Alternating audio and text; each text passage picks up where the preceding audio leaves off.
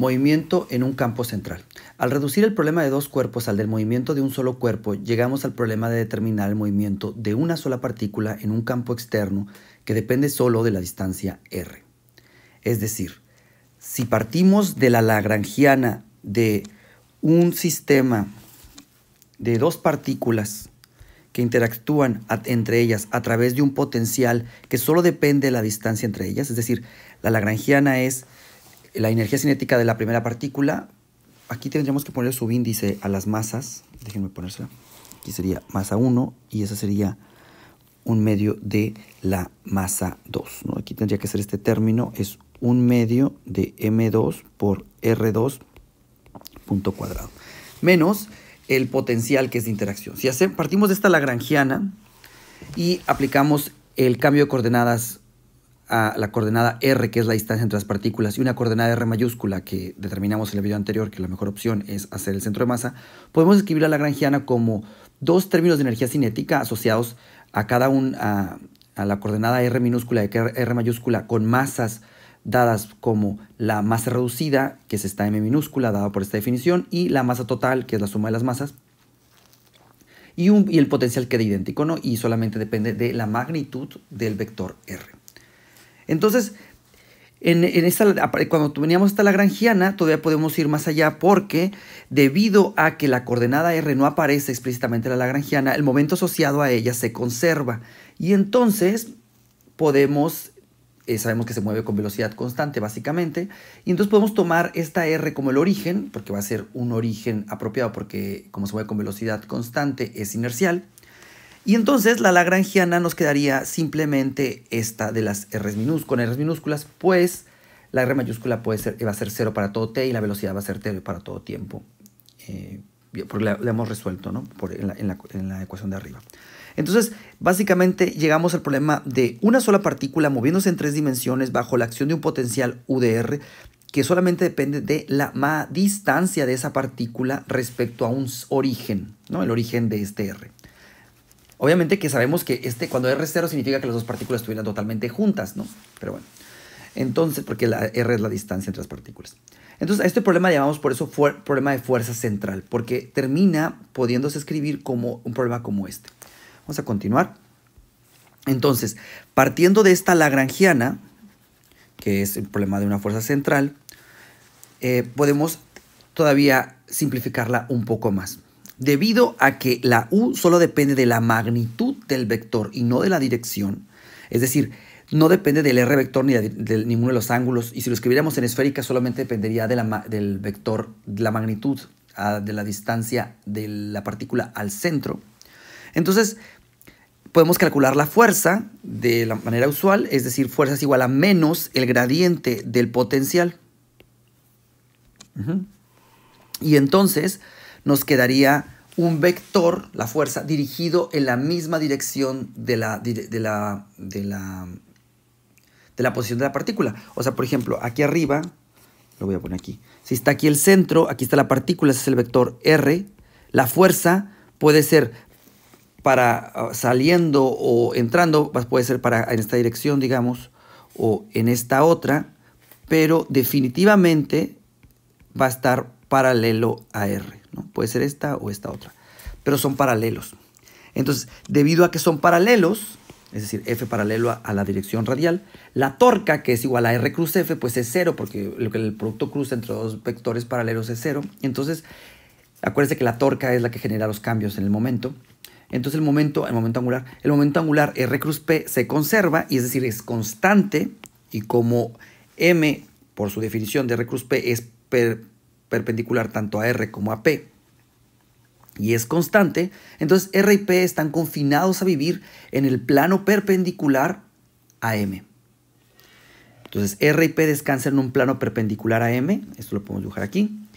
Por eso, lo tanto, le llamamos a este movimiento planar. Es que siempre que tengas, digamos, una partícula bajo la acción de una fuerza central, el movimiento se va a dar en un solo plano. Entonces, podemos utilizar coordenadas polares porque nomás vamos a necesitar dos coordenadas porque se dan en un solo plano. Entonces utilizamos este plano, lo ponemos el Z como la dirección paralela a M y entonces en el plano este perpendicular a Z se va a dar el movimiento. Bueno, entonces tenemos la lagrangiana que habíamos escrito y la puedo escribir la energía cinética en coordenadas polares. En coordenadas polares la energía cinética es un medio de m por r punto cuadrado más r cuadrado por phi punto menos u de r. En esta lagrangiana otra vez no aparece la coordenada phi, solamente aparece phi punto. Entonces phi pues es una coordenada cíclica, una integral de movimiento, y el momento asociado a esta coordenada se conserva. Es decir, p phi, que es la derivada de la lagrangiana con respecto de phi punto, es una constante, y p phi pues si lo sacamos derivando la lagrangiana con respecto de phi punto, pues llegamos a masa veces r cuadrado por phi punto. Y esto es, podemos definir una constante que llamamos Lz igual a esa cantidad. Y le ponemos Lz porque si se fijan es de hecho la componente z de la momento angular. Lo pueden hacer y mostrarlo matemáticamente, es más, háganlo para convencerse. Y pues no es más que una continuación de lo que habíamos demostrado originalmente de manera vectorialmente, ¿no? Que como R cruz F es 0, el momento angular en todas las direcciones se conserva, en particular en Z. Bueno, esta ley de conservación tiene una interpretación geométrica. Fíjense, imagínense que tiene la trayectoria, ¿no?, en azul, y tenemos el punto del origen y tenemos la posición a un tiempo y luego a un tiempo posterior. Está moviéndose así como hay un ángulo. Y entonces se va a formar como un pequeño triángulo. Y el área de ese triángulo pues va a ser un medio de la base por la altura, ¿verdad? La base de este triángulo pues sería R de phi. Y la altura pues se puede aproximar como R. Entonces nos daría el área de este triángulo. Esa cantidad, digamos, es el área del sector entre dos radiovectores y un elemento de la trayectoria. Es decir, el área que se encuentra, voy a ponerlo en amarillo, aquí. Muy bien. Entonces llamamos a este elemento de área diferencial de f, ¿no? Así, si yo divido diferencial de f en dt, sería dividir entre dt esta cantidad. Y entonces obtengo que este es un medio de r por r punto por d phi en dt. Es decir, phi punto, y que puedo escribir como multiplicando un m arriba y un m abajo, como esta cantidad, y lo hago para completar la cantidad que sé que es constante, mr cuadrada phi punto, LZ. Entonces LZ2m. Por tanto, como LZ es constante, masa es constante y el 2 es una constante, pues entonces la cantidad a la izquierda también es constante, es decir, LZ es igual a 2m veces f punto, y por tanto la velocidad areal, es decir, la velocidad, el área que recorre el radiovector desde el centro a la trayectoria, la velocidad de esta es constante. Entonces, ya que L es constante, también F es constante. Y esto se conoce como la segunda ley de Kepler, que pues Kepler renunció para describir, para sintetizar las observaciones experimentales que había en la época. Bueno, ahora vamos a solucionar el problema completamente y manteniendo lo más general posible. Después haremos un ejemplo. Entonces, continuamos. Si partimos de... Vamos a resolver. Primero ya lo que acabamos de discutir es que hay una ley de conservación que está asociada a la conservación del momento y que nos dice que la velocidad areal es constante. Continuando, vamos a escribir la solución del problema. Entonces partimos de la lagrangiana. Vamos a poner la ecuación 1, esta que decíamos en polares, y la ecuación de movimiento para phi, que decíamos que es la derivada con respecto al tiempo del momento asociado a phi, que es mr cuadrado phi punto, es igual a 0. Ahora, para la coordenada r hay que sacar la derivada de la lagrangiana con respecto a r punto, pues sería 2 veces un medio, pues se elimina, es m por r punto. Si quieren, sigan ustedes las ecuaciones. Y la derivada de la lagrangiana con respecto de r, pues sería m veces r phi punto cuadrado, más la derivada de u con respecto de r. Bueno, aquí tendría que ser un signo menos, creo. Déjenme ponerlo aquí. Es un signo menos. Y entonces, creo que sí.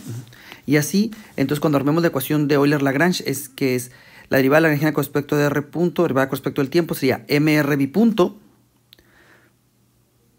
más la derivada de la lagrangiana con respecto de r, que sería esta otra cantidad. No sería menos, ¿verdad? Menos la derivada de la lagrangiana con respecto de r punto es igual a 0.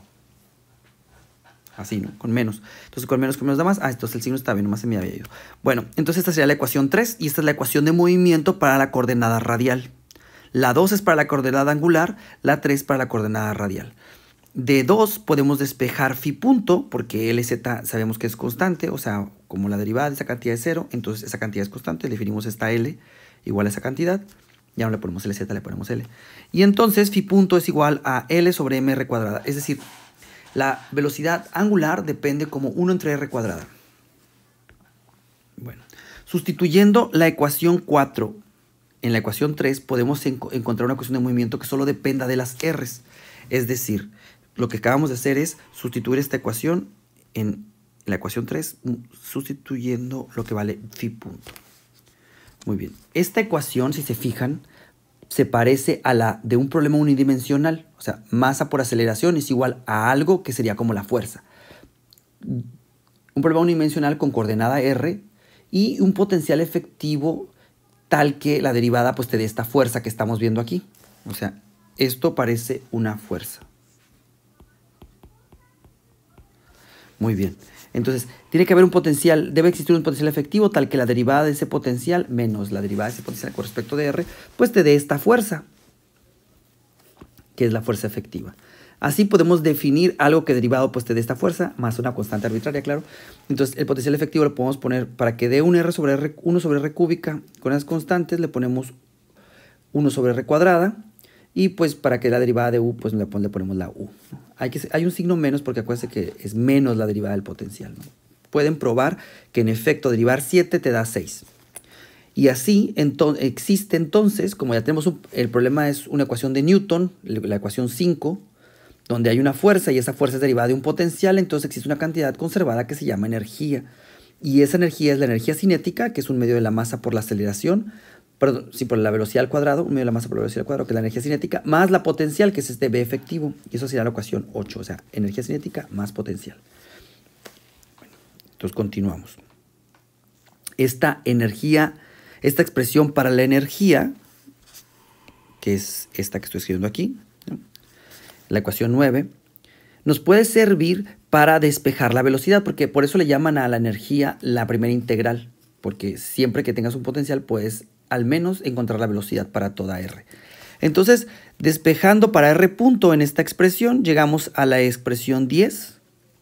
Es bastante inmediato.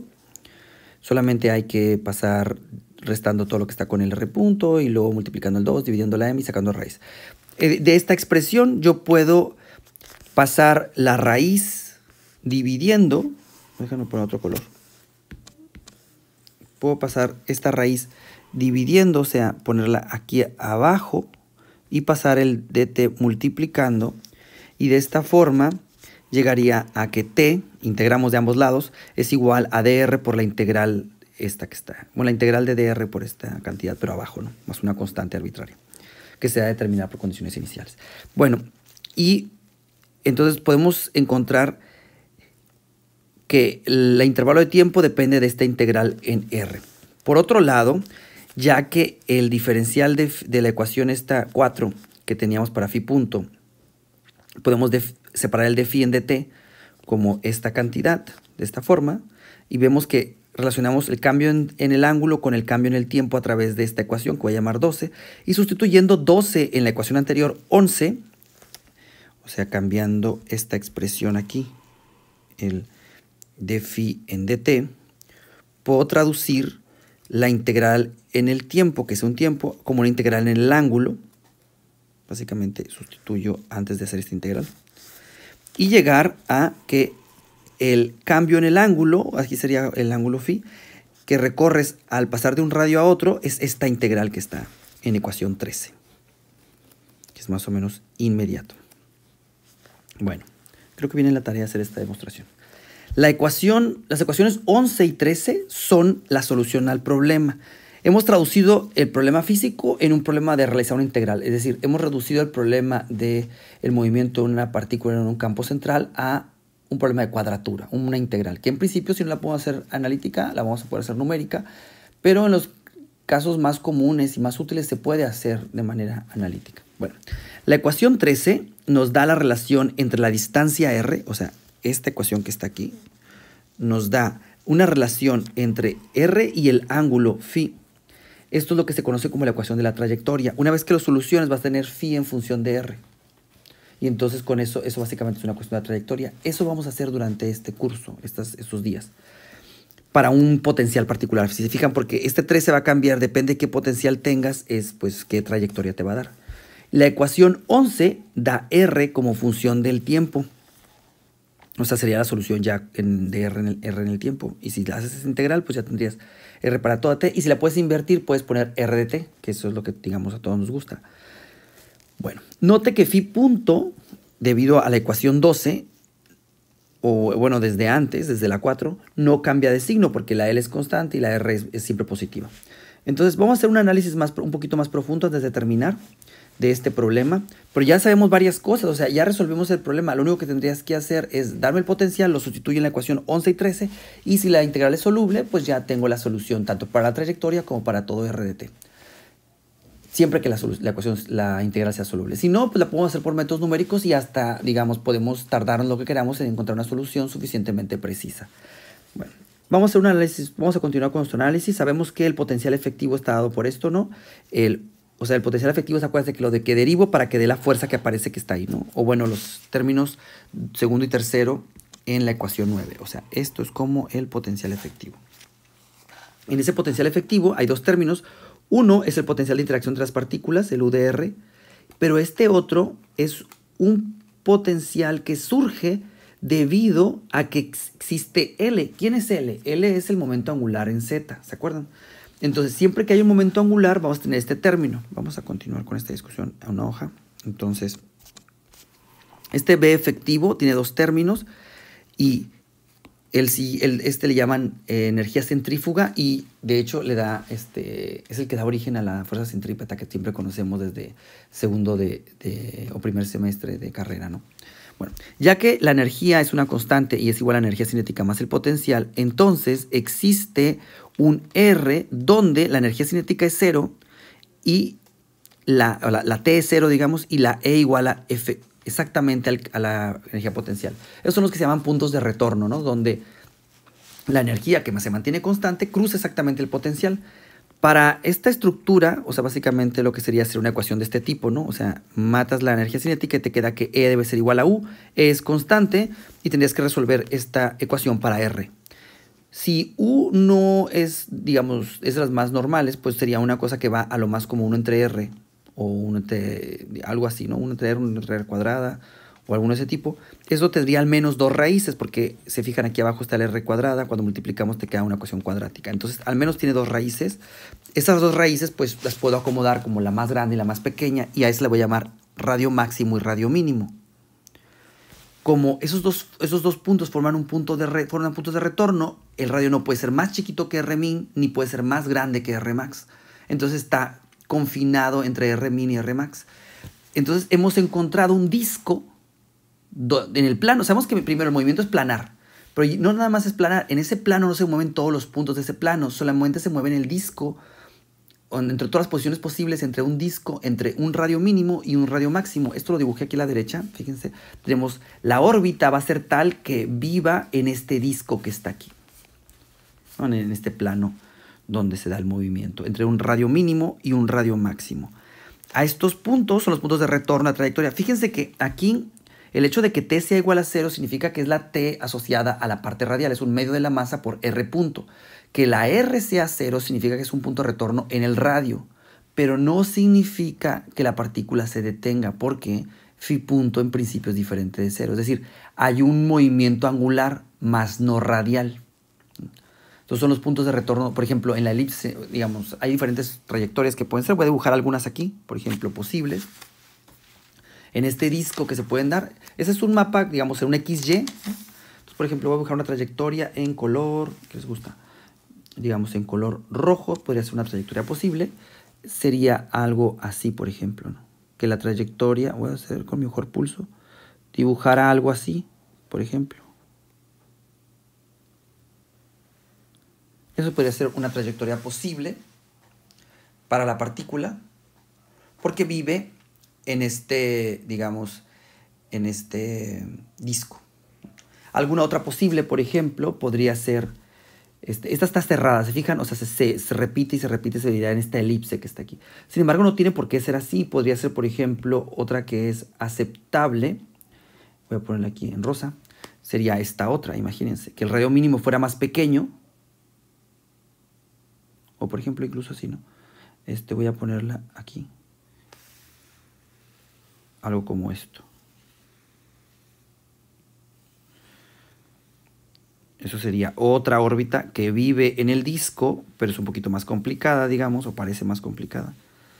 Y sería otra órbita posible para la partícula, otra vez confinada entre R min y R max. Entonces, y no necesariamente incluso puede ser que nunca se cierre, o sea, que recorra todos los puntos posibles entre esos dos radios. Y no tiene por qué ser tan sencillo como una elipse. Y depende del problema, vamos a ver que hay diferentes soluciones. De hecho, hay una condición para que sea cerrada. Para que ocurra esto, en ir de R min y R max va a recorrer un delta phi que está dado por la ecuación 13. Creo, o la ecuación 11, perdón. 13, creo que es la 13. La ecuación 13, que es del radio min R máximo, va a recorrer un ángulo delta phi. Y solo si este ángulo es, digamos, se puede escribir como veces 2pi de manera racional, es decir, que m se puede escribir de esta forma con m y en enteros, la trayectoria decimos que va a ser cerrada. Si no, si fuera un irracional ahí, entonces nunca se va a poder cerrar la trayectoria y pues recorre todos los puntos posibles en este disco que está. Es un disco, no es un disco, es como un disco hueco, ¿verdad? Porque no es ni siquiera en este disco, sino en la parte esta, como una dona bidimensional, más o menos. Bueno, ya antes de terminar, quiero hacer algunas anotaciones de este problema. Fíjense que tenemos bastante información sin decir ni siquiera cuál es el potencial de interacciones. Dos partículas que interaccionan con fuerza, que solamente depende de la distancia, que es muy común ese caso. De hecho, todas las fuerzas físicas así se comportan, las usuales, las básicas. La fuerza fuerte, la fuerza débil, el campo electromagnético, todas esas, ¿no? Solamente dependen de la distancia y esos resultados aplican a esos casos. Bueno, siempre que la L, bueno, si los tratamos con mecánica clásica, ¿no? Porque esas otro tipo de fuerzas lo hay que tratarlas con otra física por otras características que no tienen que ver con la fuerza. Bueno, siempre que L sea diferente de cero, es decir, que exista un momento angular, existirá una energía centrífuga, porque acuérdense que el término energía centrífuga va como L cuadrada sobre, aquí está, ¿no? L cuadrada sobre 2mr cuadrada. Cuando la R tiende a 0, este término diverge, ¿no? Porque cuando es un número dividido entre 0, pues tiende a infinito. Por eso es virtualmente imposible que una partícula con momento angular caiga al centro del campo. O dicho de otra forma, dos partículas que están interaccionando entre ellas, es virtualmente imposible que las dos partículas terminen juntándose como una sola. Solo van a caer si... bueno, las partículas que tienen radio, pues si el acercamiento es más chiquito que el radio, pues sí se tocarían entre ellas y tendría una colisión, pero digamos, eso no pasa tanto y eso es lo que uno se podría preguntar, ¿no? ¿Por qué no hay tantas colisiones entre planetas? O sea, parece que la Tierra es bastante estable. ¿Por qué no hay tantas colisiones? Pues resulta que es por eso, porque necesitas que no haya momento angular entre ellas, es decir, que la dirección de incidencia de una con respecto a otra sea casi al centro, ¿no? Eso sea otro problema que se llama dispersión, que tenemos que analizarlo más adelante, ¿no? Bueno, solo va a caer o solamente va a terminar ganando el potencial UDR, haciendo que la partícula caiga a cero, si le gana a esta energía centrífuga. Es decir, que tiende a menos infinito cuando el R tiende a cero, pero además más rápido que el término centrífugo. Es decir, necesitamos que se cumpla, que si multiplicamos esta igualdad por R cuadrada, el R cuadrada UR vaya a cero. Entonces, o sea, que no vaya a cero, ¿no? Y entonces, de esta manera, pues puede hacer que el R tenga que tender a cero. Es decir, necesitamos que la U sea proporcional a 1 sobre R a la N con un N mayor que 2. Si eso ocurre, podría darse el caso de que esto pase, de que que el potencial tienda le gane a la fuerza centrífuga, a la energía centrífuga y haga que la partícula caiga al centro. Y pues esto afortunadamente no pasa y el sistema solar y el átomo y muchos sistemas que son así bajo fuerzas centrales se mantienen más o menos estables. Hasta aquí es todo. En el siguiente video voy a tratar con este formalismo un problema particular y continuaremos con esto de fuerzas centrales.